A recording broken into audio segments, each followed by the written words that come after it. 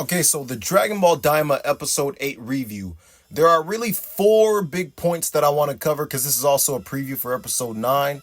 And of course, it's the fight between Goku and the Tamagami, the whole thing with Dr. Rinsu and Marba and all that, the retcons going on there, the possibility of Goku and his race being from the demon realm, and Episode 9 preview being called Thieves.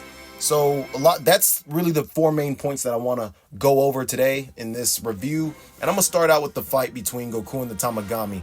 So, like I mentioned in the Easter egg video, you could tell who was animating this just by the way it looked. I noticed that Naotoshi Shida, right? Y'all know who Naotoshi Shida is by this point. I'll make a video on this stuff, the animation studios, the animation teams from Dragon Ball, because that's one aspect of Dragon Ball that I like. But you could tell he was heavily involved in this sequence when the camera started flipping out. And that's one aspect of Naotoshi Shida's animation that really catches your eye. All the camera movement, stuff like that. It's really easy to catch and it's really noticeable.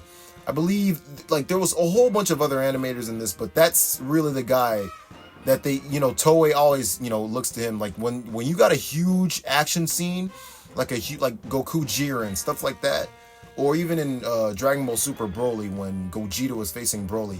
Huge action scenes like that where the camera is like going haywire and the necks are stretching out, arms are stretching, just going just ballistic, right? They call on Naotoshi Shida. And so it was really clear and obvious to see his cuts and the stuff that he did in this episode in that fight. The fight itself was really clean as well. That whole sequence of Goku running up his arm, hitting him with the Nyoibo, stuff like that. It looked like he was fighting like Thor or something like that with the hammer. It looked pretty cool. I like the way the hammer was hitting him in the face. Some of that stuff reminded me of Goku versus Rild in GT. I remember seeing Rild had punched Goku with his arm. Like he took it off like number 6, the Android 16. And like Goku kind of floated on his arm and stuff like that.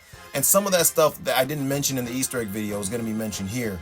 It kind of reminded me of that. I'll put pictures in that video, but it reminded me of that when the hammer, like he was just flying off the hammer.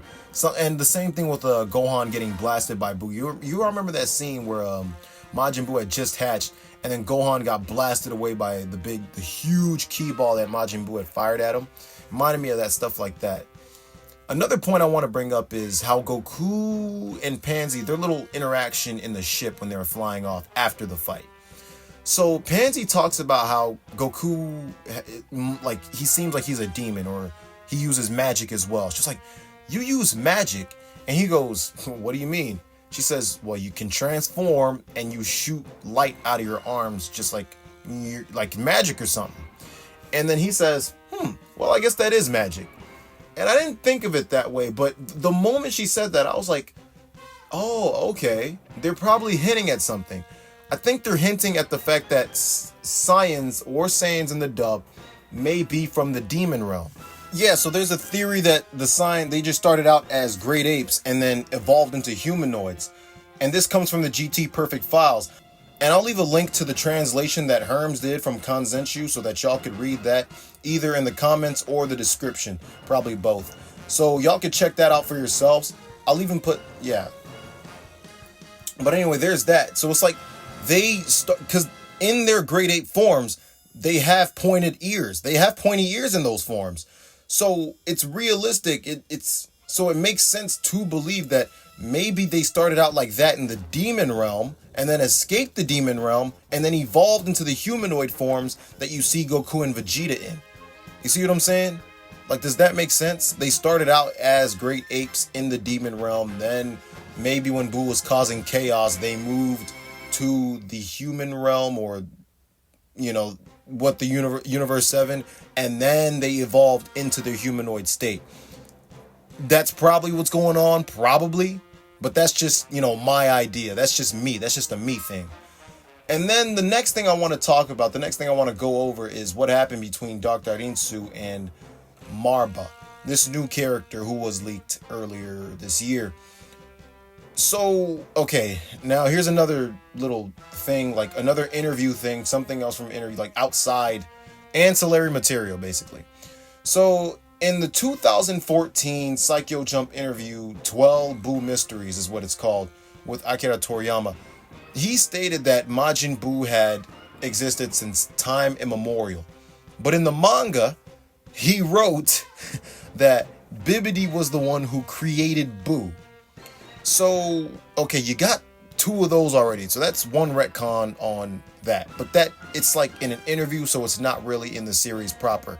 But then you got this in Dragon Ball Daima, where Dr. Rinsu tells this woman Marba that it was she knew that it was Marba who created Majin Buu because, and this is in Dr. Rinsu's words, she said Bibidi wasn't capable of that. She said he wasn't capable of doing any of that crap. So it must have been her. Which is okay.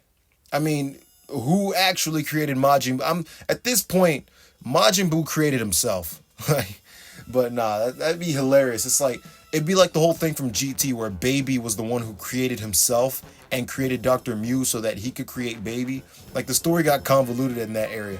But that'd be really funny if they came up with that. I probably should have put that in the Easter egg video. Whatever. Y'all see it now. But yeah, that's one little aspect of that episode. And then there was a scene where literally just a few seconds later, Marba asked Dr. Rinsu to spit into the... what's it called? What's that thing called? The little pot. I know there's a word for it. But she asked her to spit into that concoction that she was making for Majin Buu, right? Well, maybe not Majin Buu. But Rinsu spits into it. And I mean, the imagery, it speaks for itself. I mean, come on. But like, as she spit into it, like, or before or after she spit into it, actually it was before, a whole bunch of like Majin Buus like appeared out of the smoke. And I was wondering, I was like, wait a minute, they're only getting like this goo from the fat Buus. So whatever happened to...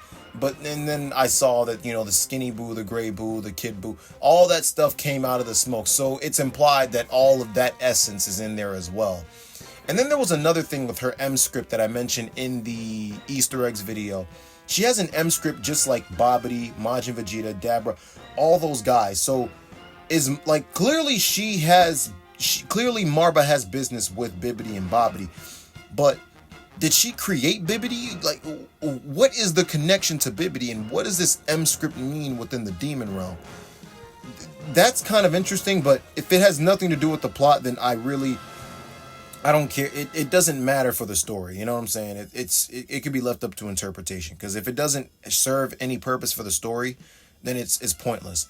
Stuff like this moments between the villains, like this stuff like this should have been happening earlier. The fact that this is happening in episode 9, yes, it's supposed to be to mimic Dragon Ball, but this stuff like revelations like this could have happened in earlier episodes. You could have chopped down a lot of that traveling. And I'm going to sound like a broken record if I keep saying this, but yeah, you could have chopped down a lot of that traveling for stuff like this to build up the story, because this episode was absolutely amazing. Like, this was by far, I said last week, I believe, is when I said Daima was coming into its own. This episode is really what established Daima. Stuff like this. So episode 8 was really a turning point, but the thing is, it could have came much, much earlier. But it's whatever, it came in this episode, which leads me to episode 9's preview, which is called Thieves. I'm calling it right now. The Dragon Ball is going to get stolen. Like, come on, it's titled Thieves. The Dragon Ball is going to get stolen, and they might reunite with Vegeta, and Bulma, and Piccolo, and Hybeast by the end of the episode. Maybe they might go to Demon Realm number 2, but I mean, the way this story's been going, I could see the Dragon Ball getting stolen and then them finding it by the end of the episode and still not even getting to the second Demon World. But those are my predictions for episode 9. If they go as I said, then yeah, y'all saw it here. Like I said it here. So yeah, the Dragon Ball is going to get stolen. That's what I'm predicting. Let me know what y'all think in the comments is going to happen. I think the Dragon Ball is going to get stolen, and they might at most get to the warp for to get into the second demon world, and or reunite with Vegeta and the others. So that's been the review. Check out the Easter egg video I made, and check out other videos on this channel, because I got a lot more in store. I'll see you on the next one.